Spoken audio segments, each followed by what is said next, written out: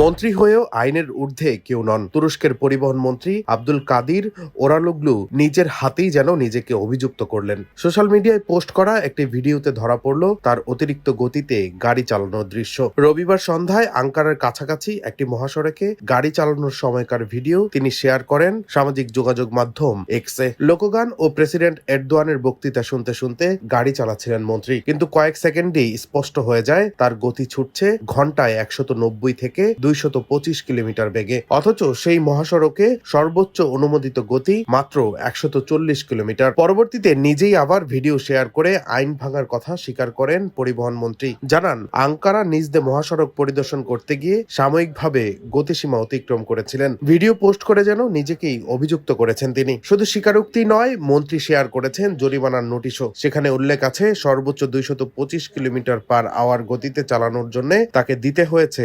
9,267 তুর্কি লিরা, যা প্রায় $225। মন্ত্রী হলেও আইন সবার জন্য সমান, এ কথাই যেন আবারও প্রমাণ করলেন তুরস্কের পরিবহন মন্ত্রী। ডেস্ক রিপোর্ট, দৈনিক ডেস্টিনি।